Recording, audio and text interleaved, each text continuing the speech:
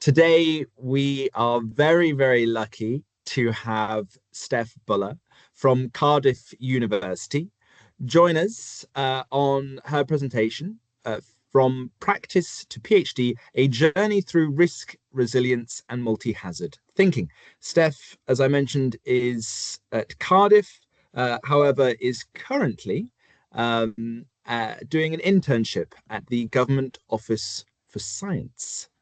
So we will pass over to Steph now for her presentation, at the end of which there will be time for questions. So please, if you have questions along the way, do take note and know that there will be ample opportunity for you to discuss things with Steph towards the end. That's all from me. So thank you very much, Steph, for being here. We'll pass over to you now.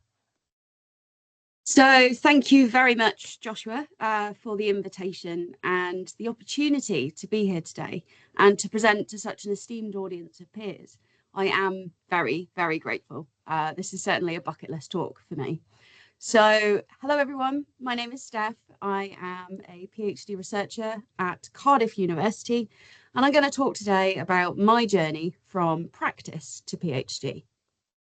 And so the presentation will give you some insight into my academic foundations in terms of how I learned to think about risk, my professional experience where theory then collided with reality, my PhD project on multi-hazard risk management, and how I'm then using that PhD both now and in future to bridge that gap between my academic and my practitioner-based experiences, with that overarching goal of supporting better implementation outcomes across science, policy, and practice in order to save lives and livelihoods by reducing risk. And so, a long time ago, in a galaxy far, far away, when I was 6 years old, my grandmother took me to the Natural History Museum. And on this day, a volcanologist was giving a talk at the Pompeii exhibit. And I wanted to stay after and ask so many questions. And so he took us to the gift shop and suggested to my grandma which books would help me learn more about volcanoes. And he told me all about his career. A month later, the Soufrière Hills volcano in Montserrat destroyed the capital town of Plymouth. And my career goal at that point was to then become a volcanologist so that I could live in Montserrat and save lives one day. And this journey led me all the way through to my academic foundations with an undergraduate at Coventry and a master's at UCL. So, still following my plan, I went and I studied geography and natural hazards at Coventry. And so when I wrote my thesis back in 2014, there was a lot of research at the time that was indicating that future climate change from anthropogenic warming could increase natural hazards. And based on the book from 2012, The Climate Forcing of Geological Hazards by Bill Maguire and his colleagues, I wanted to then build on this work and conduct a synthesis of the existing literature so that I could then try to determine those causal links between climate change and increased geological activity. I wanted to evaluate that evidence quite critically that was supporting those connections. And so I did a systematic review of the literature. And given that this was over a decade ago, at the time, this was a very novel approach in the department because we didn't have a dissertation before this point that was based on existing literature and not primary field data. And so this shows just how far research practice has evolved in just a very short space of time. It's now actually a widely accepted methodology, and increasingly people are outsourcing such a task to tools like AI. But what did I do?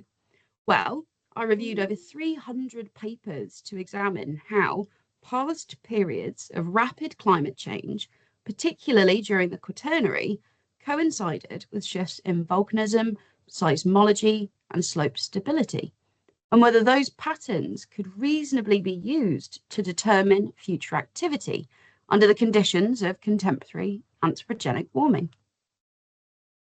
And so in terms of geological history, I was focusing on the two most recent epochs within the Quaternary period, And the Quaternary spans at least 2.5 million years, but it's actually a very relatively small period in Earth's history. And this includes the Pliocene, which is a time defined by repeated ice ages and the evolution of early humans, along with the Holocene, the latest 11,700 years of human civilization. And major climate swings during the Pleistocene resulted in large changes in ice loading, sea level, and sediment fluctuation, which then in turn influenced volcanism, earthquakes, and slope stability. And so looking at the Quaternary helps us to understand how past shifts in climate have shaped the landscapes and the hazards that we deal with today. And so what I found was that while there are many plausible mechanisms that link things like deglaciation, sea level change, and hydrological shifts to geological responses, much of the evidence at the time remained circumstantial or model dependent, with significant uncertainties. And so the work concluded that climate change may modulate geological hazards, but the magnitude and the likelihood of future responses remained quite uncertain. And so this underscored a need for more research and constrained modelling. I was then invited to present that work to the British Geological Survey, who offered me an internship before I began my master's at UCL. And I'd certainly say, if anyone is ever given the invitation to present at Keyworth, I encourage you to do so. It's a fantastic site with excellent labs and brilliant scientists who are all eager to share their expertise. And I was really lucky because I worked on some incredible projects during my time there. And this included a review of climate change on landslides in the UK, a review of shrink swell in the urban environment. And then I was given training in GIS and seafloor bathymetry modelling to investigate submarine mass failures and tsunami inundation in Papua New Guinea. So like I said, some incredible work. And then when I got to UCL to do my master's, two things happened. First, I realised very quickly that geophysical hazards was not the right fit for me. The maths and the physics were just too advanced. And secondly, I was very unwell. I was diagnosed with an autoimmune disease, and that meant starting long-term chemotherapy and biological treatments. And so traveling the world to be a volcanologist wasn't really a viable option for me anymore. And so this forced me to pivot. And on reflection, I realized that throughout my undergraduate at Coventry, my strongest and most enjoyed modules had been those in disasters.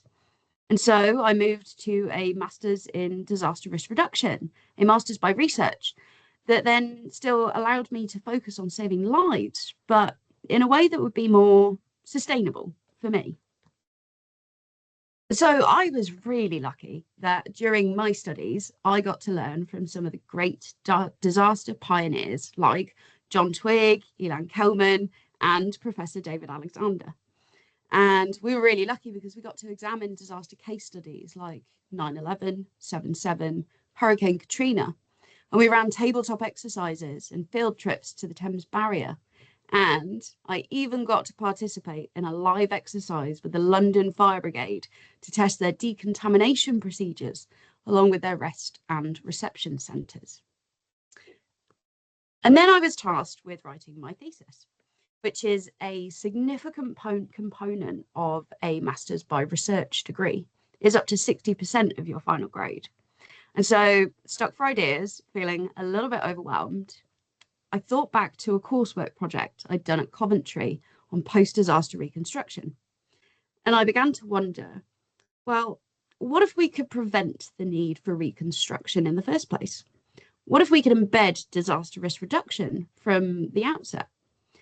And so this led me to consider whether England's land use planning system could also serve as a framework for risk reduction and community resilience.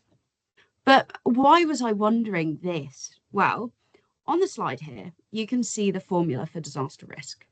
Disaster risk is hazard times exposure times vulnerability divided by capacity. And so based on the understanding that disasters are not natural events, but rather the result of our planning and our development policy decisions that in turn shape our exposure, our vulnerability, and our ability to cope with disaster risk, are then concluded that if housing and land use policy determines that exposure, then it's probably a good starting point. And could the community level planning process be used to build coping capacity if we employed a capital-based approach? And so, for context, neighbourhood planning is a community-led part of the English planning system. It was introduced by the Localism Act in 2011, and that enables local residents, usually through a parish or a town council, to produce a legally recognised plan that contains policies for how land and development should evolve in their area.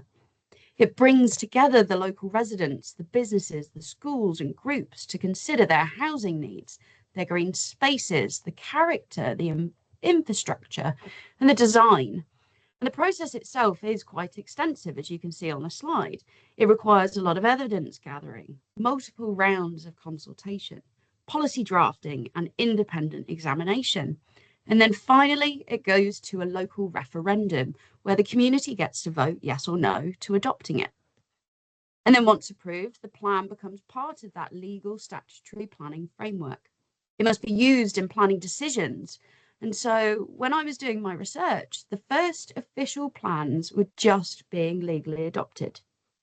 And the diagram showing here just illustrates how complex and community driven that process is. And at the time, the UK held a significant international reputation in disaster management, and it was a strong advocate for community-based resilience. And yet, the emphasis here in the UK at home, domestically, tended to actually favour a more top-down approach, one that focused largely on emergency planning. And so the question then arose as to whether this participatory bottom-up model that neighbourhood planning resembled could actually reflect those community-based strategies that were being so well recognised in disaster risk reduction. And if so, could it be leveraged to enhance resilience across England? And on that basis, the project then set out to explore what was at the time the intersection of two rarely connected fields, development planning policy and risk reduction. And so, taking another slightly novel and unconventional approach to my thesis, I did two things. First, I sought out a second external supervisor from the Bartlett School of Planning. And second, I used social science research methods, which required me to go and get access to other libraries across London in order to find relevant books and resources and teach myself these methods. I developed a pragmatic, retroductive methodology. And what this did was it put the research questions at the heart of that methodological design. And that enabled me to develop 5 case studies and used mixed methods like document analysis, interviews, questionnaires, and group discussions. And carrying that on, I then used a modified capital-based framework to conceptualize community resilience as the cumulative effect of 4 capitals. Social capital, so our bonds, our links, our bridges, and those ties that bind us together in terms of our networks, our trust, and our participation. Our economic capital in terms of our access to jobs, income, savings, and investment, the resources and the housing that we have. And our human capital, so our knowledge, our skills, our health, our well-being, and our access to services. And finally, our environmental capital, so our blue-green infrastructure, our ecosystem services, and natural resources. And so this provided a framework to examine both the plans and the policies within it, but also the process of planning. And so the findings indicated that across all 5 case studies, neighbourhood plans were strengthening at least 3 and often 4 capitals. Even more importantly, the process of neighbourhood planning was supporting communities in developing those new skills, strengthening relationships, building confidence, and co-creating a shared vision for their future. And as such, human capital was the most consistently strengthened, with the knowledge and skills acquired in producing the plan. And while the process was also building social capital through that participation, and environmental capitals was being built through that shared ambition that the community had for their local green spaces. A secondary part of the research examined flood risk reduction, and it found that neighbourhood plans can and do integrate flood-related policies, such as avoiding development in flood zones or protecting green infrastructure and promoting the use of sustainable urban drainage systems. And so the overall conclusion was clear. Neighbourhood planning was building community resilience in England. It was unintentional, but it was entirely demonstrable. And so the thesis argued that it had the potential to serve as a fully operational, mainstreamed framework for resilience building in a way that would offer a more holistic and integrated approach than national resilience policy at the time. I then graduated top of my class and won the IDR Masters Award that was presented by Professor Virginia Murray, who has been one of my greatest sources of inspiration for UK disaster science. And she works at the UK Health Security Agency and with the UN United Nations Office for Disaster Risk Reduction. And what's interesting is that just last week, recent research by the University of Manchester's National Consortium for Societal Resilience has found that for every £1 invested in societal resilience, it can yield £35.12 in public value. And so one of my biggest regrets to date was not then doing anything with that thesis once I'd graduated. And 10 years on, and neighbourhood planning has been an undeniable success across England. But next month, formal funding for the programme is being withdrawn.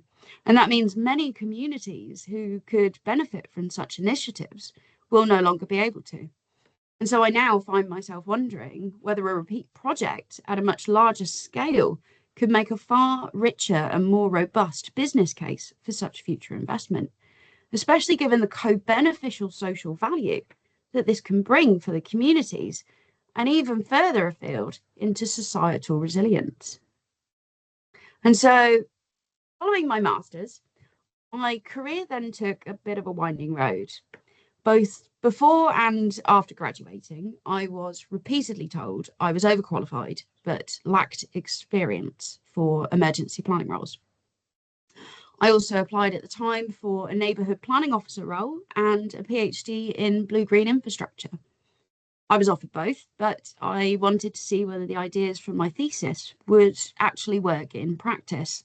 And to be fair, I rather fancied the idea of a real salary by that point. So, as a neighbourhood planning officer, I led what was then the second largest neighbourhood planning department in the country. With over 112 parishes, we produced the highest number of legally adopted neighbourhood plans within those first two waves of national funding. And this role really built the foundation of my professional identity. It gave me skills in community engagement, stakeholder management, negotiations, facilitation, policy writing, comms, planning, and project management. And I saw something very powerful. When communities and councils collaborate, you can achieve better housing, you can get better infrastructure. And what this does is it can reduce piecemeal development, the kind of development that actually increases our risk, particularly in flood-prone areas. But what I also found was this wasn't always the case. In other situations, despite best efforts, goodwill, communities and councils were often both left feeling frustrated by planning legislation that prevented them from going as far as they'd like to on environmental issues. And so during this time, I took on some additional responsibilities as health and safety champion and an emergency planning volunteer, because I deliberately wanted to seek out those opportunities and experiences that would address those experience gaps. And so I conducted an independent review of counter-terrorism measures and got involved with event safety planning for our major portfolio events like the Paralympic flame lighting ceremony, the Roald Dahl Whiz Fizz Festival, and Silverstone. I also reviewed the emergency plans, arrangements, and capabilities, and supported with the delivery of training and the testing and exercising of an emergency operations centre. After several years, I still hadn't landed a full-time emergency planning role. And so I moved into the private sector whilst also taking on the role of a living carer. And in the private sector, especially during COVID, I was then thrown into the deep operational business continuity work. It was chaotic at times, but it also gave me real world delivery experience that I still use today. And then life threw me another curveball. On my 30th birthday, I was made redundant. And so this gave me the opportunity to get back to what I loved. And so I reached out to my former course director from Coventry, Dr. Parker, and she suggested that I might want to volunteer and join the independent review of the Civil Contingencies Act. And that project gave me exactly what I needed. It was a chance to refresh my academic skills, my analytical skills, and reignite my passion for resilience. And so, for context, UK Civil Contingencies Act 2004 is the legal framework that underpins how the UK prepares for, responds to, and recovers from emergencies. It sets out the duty of local responders like councils, emergency services, to assess risk, plan for emergencies, share information, and cooperate while maintaining business continuity arrangements. The Act also gives the government powers to take emergency actions when needed. And it was a full year of voluntary work, supporting with literature reviews, interviews, chapter drafting, and edits. And on the slide, it shows some of the 117 recommendations that were made, including things like putting people at the heart of resilience, creating partnership arrangements for whole of society, and improving public risk communication and preparedness, giving people at risk a voice in policy and practice, while improving data sharing arrangements for emergencies. And so during that time, I also applied for the role of co-chair for disaster science at the Institute of Civil Protection and Emergency Management. And here I got to co-chair a task force with Professor David Alexander. And what this did was it helped develop my skills in networking, convening, communication, writing, and leadership alongside disaster science. And during this time, I created the Master of Disaster blog, where I published conference insights, and I also supported and participated in collaborative projects, including my first co-authored journal article, where I got to work with the UK Alliance for Disaster Researchers, the UKADR. And I'm pleased to say that the Disaster Science Task Force is now a permanent special interest group working on several projects. And I then saw a job advertised in my local resilience forum, the Thames Valley.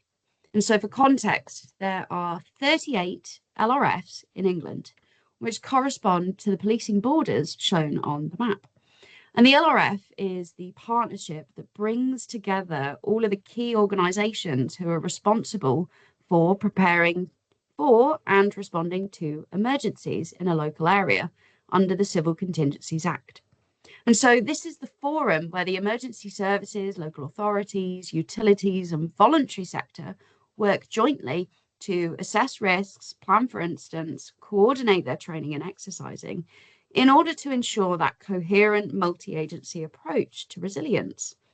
And in the Thames Valley, there are over 74 partner agencies. And this process is done through the resilience cycle that's shown on the slide. It has 8 interconnected activities, from anticipating emergency risks, assessing the likelihood and impact, preventing or mitigating harms where possible, preparing plans and capabilities, validating and ensuring the readiness, and responding to the emergencies, supporting recovery, and learning lessons to drive continuous improvement. And here I served in 2 roles. First, as the stakeholder engagement and comms officer, where, as you can probably tell, all of those skills and those experiences that I'd had to date all naturally came together under one role at last. And so here, I supported the Secretariat during major incidents, and I was responsible for delivering innovation projects in public risk communications on behalf of the multi-agency partnership. I reviewed emergency plans, training and exercising, and the new public risk register, a new website, the branding, and an Are You Ready booklet to help prepare for emergencies. I then moved into the role of Comms and Resilience Officer, who was responsible for implementing the resilience strategy across the partnership. I then also co-chaired a strategic comms group for the National Consortium for Societal Resilience. And so these were the roles that really cemented that understanding of practical planning and response to emergencies in risk and resilience across the UK. And so for me, what that also did was it really revealed that gap between high-level frameworks and real-world implementation.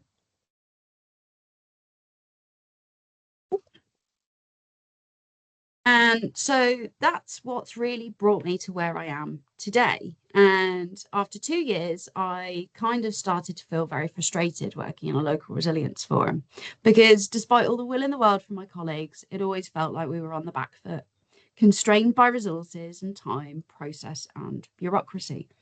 We were always planning for and responding to emergencies as our primary function. We talked a lot about risk and risk reduction, but I saw very little engagement with the mechanisms to reduce the risk, those links between risk assessment and land use development. There was a lot of talk about building resilience, but there were limited resources to actually engage with and support it in practice. And with another restructuring and contract change on the horizon, I was keeping my options open. I'd always planned to do a PhD, and at this point, I was regretting turning down one earlier to do. So I then saw this PhD in multi-hazards and reached out to Dr. Joel Gill at Cardiff University to find out more. And at the time, suffice to say, I wasn't feeling very confident given how long I'd been out of academia by that point. But given the commitment of a PhD, I needed to be really sure, completely certain it was the right topic, the right university, and the right supervisors. And a key reflection here for anyone is that if there's something you really want, but you're not sure, just ask. Take the time, find out, and don't let that opportunity pass you by. And so here we are, my PhD. And so to illustrate and contextualize, some of you may be familiar with the 2011 disaster in Japan. It remains one of the most significant multi-hazard disasters in modern history, caused by a magnitude 9 earthquake, which triggered a tsunami and a nuclear accident. It is often referred to as the triple event. It caused over 18,000 fatalities, more than 200 billion in losses, and long-term environmental damages. The disaster highlighted how isolated response systems quickly became overwhelmed, and how the effects of interconnected hazards can compound and increase risk. And this reveals a planning gap and the need to consider multi-hazards within a more integrated disaster risk management framework, one that would be supported by robust indicators for monitoring hazard, alongside progress in our risk management practices across key areas such as early warning systems. And as climate change causes more frequent and severe events and increases risk, this becomes increasingly urgent. And this event then influenced the development of the global policy agreement known as the Sendai Framework for Disaster Risk Reduction in 2015. And a decade after its adoption, my research is now building on this by investigating how well current indicators address this challenge and how they could be improved to meet stakeholder needs. And so my PhD project is titled The Use of Indicators in Multi-Hazard Risk Management. And so 2 things stand out first when I say this. First, it sounds like I throw up a bunch of fancy words on people, so apologies. And second, why does anybody care about this? Well, systemic risk and vulnerability are increasingly, exponentially increasing, and maladaptive policy and decision-making remains a primary driver of risk, alongside the growing impacts of climate change. The Sendai Framework for Disaster Risk Reduction offers us a roadmap for adaptation, and within it is embedded that call for a multi-hazard approach to disaster risk management. And so this project aims to understand whether existing risk management indicators currently support multi-hazard risk management when it comes to practice. Okay, but what is the multi-hazard approach? Well, in the real world, we know that full well hazards don't just coexist, they interact. And so first we have a triggering relationship where one hazard can cause another. So a tropical storm might trigger a landslide that then blocks a river and then causes a flash flood. Secondly, we have an amplification relationship where one hazard can increase the likelihood or the severity of another. So a drought can increase wildfire risk. A wildfire can then alter a watershed and then amplify future flood risk. And then thirdly, we have a compound relationship in which hazards can overlap in space or time so that the combined impacts will be greater than the sum of a single hazard. And an example then might be a volcanic eruption and a tropical storm at the same time, where the ash from the eruption and the rain from the tropical storm can interact and create a lahar. Or an earthquake can be followed by extreme cold. And so the example I gave of the 2011 Japanese triple event is where a hazard triggers another hazard. So earthquake triggers tsunami, triggers a nuclear accident.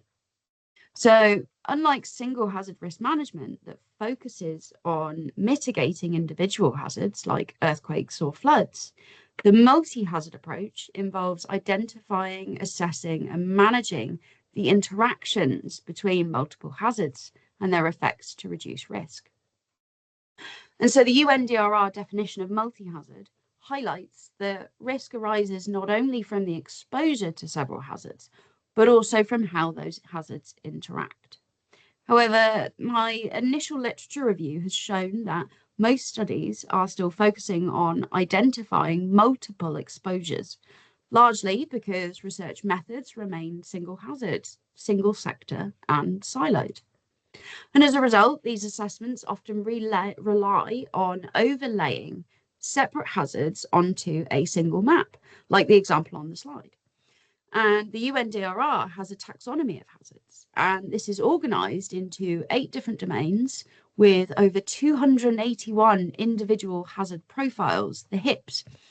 And risk managers, therefore, have to make pragmatic decisions based on what's most relevant to them, based on the local context.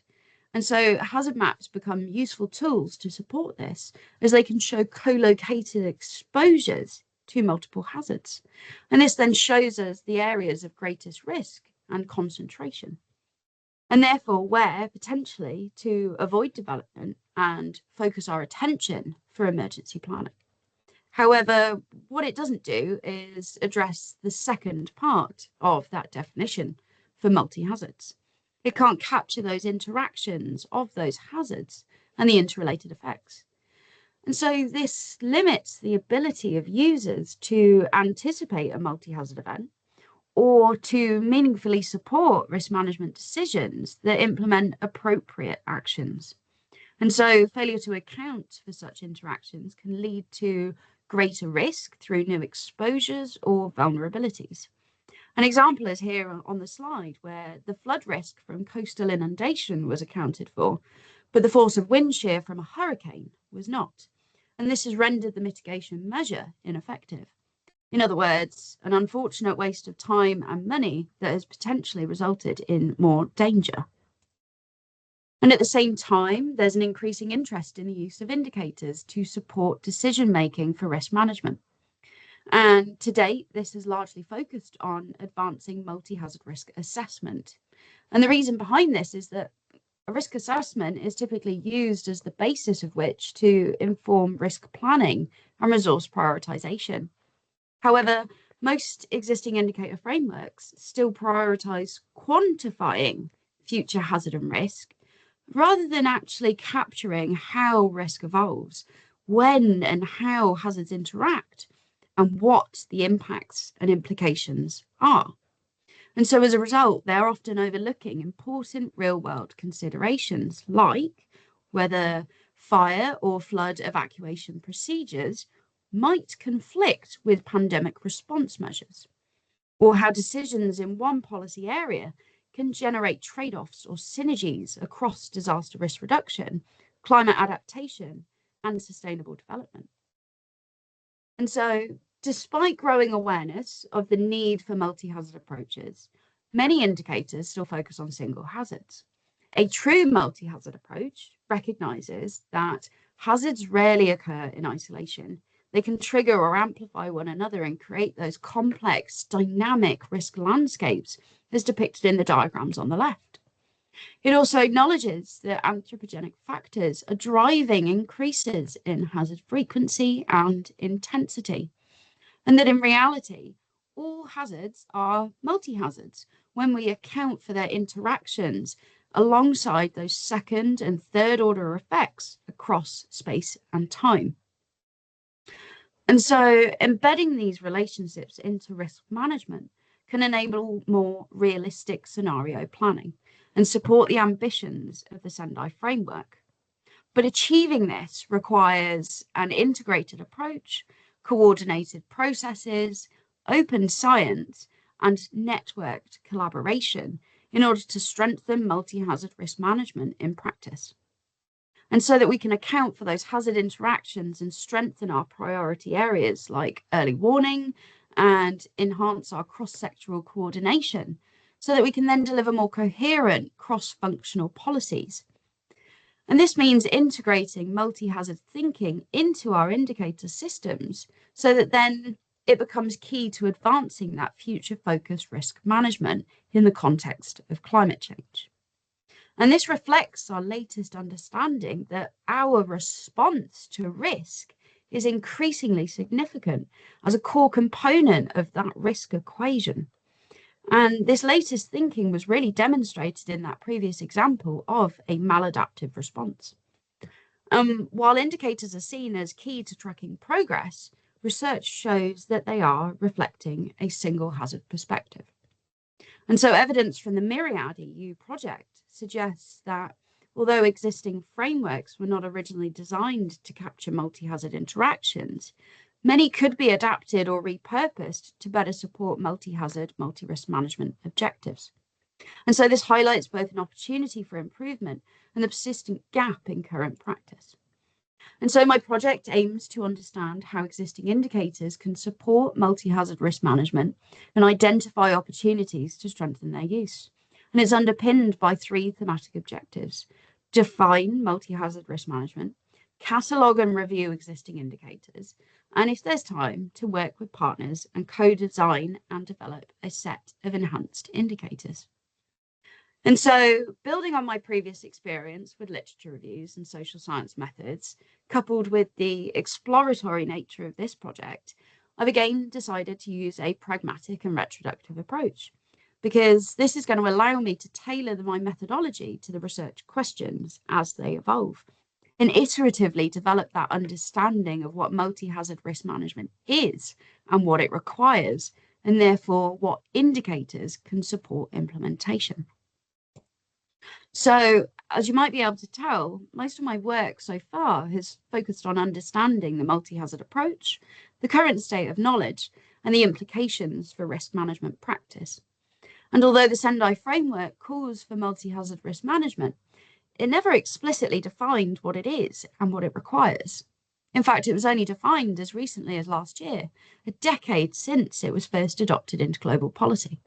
And so to clarify this, I then had to develop a set of research questions and conduct a second systematic literature review.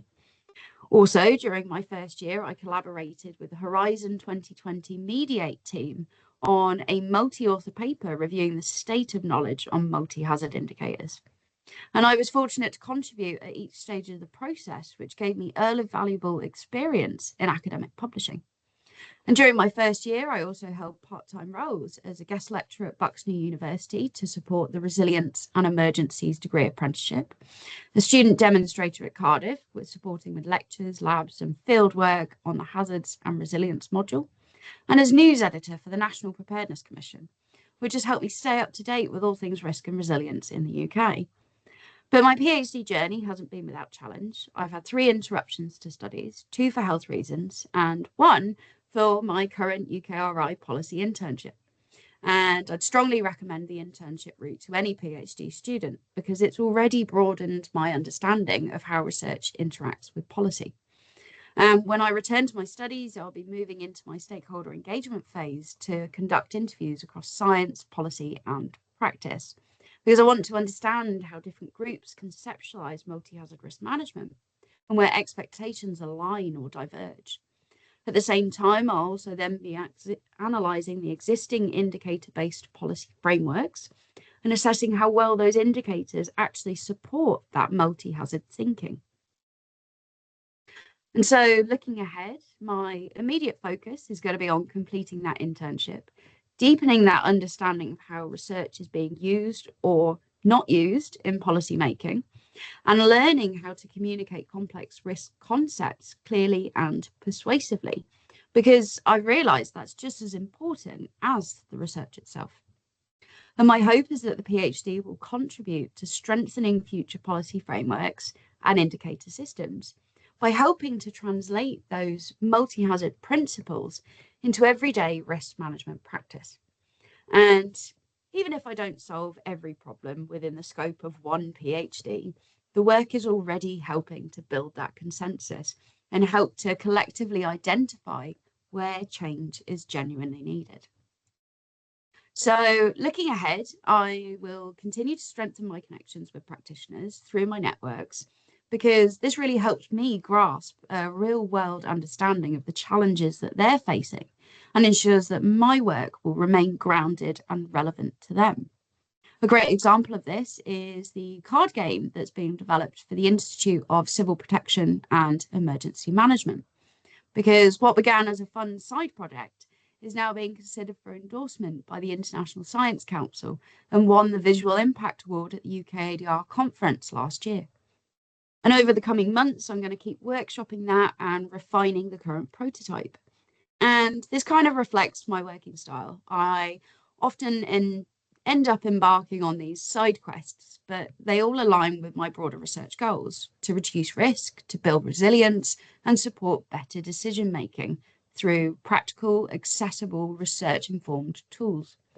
And in fact, life has a funny way of coming full circle.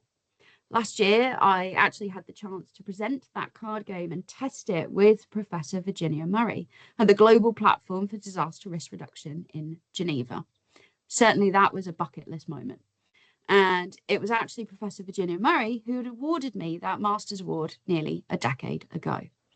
And another thing I'm also really excited about is that next week I will be going back to the Natural History Museum, where I now get to mentor a first-year PhD student.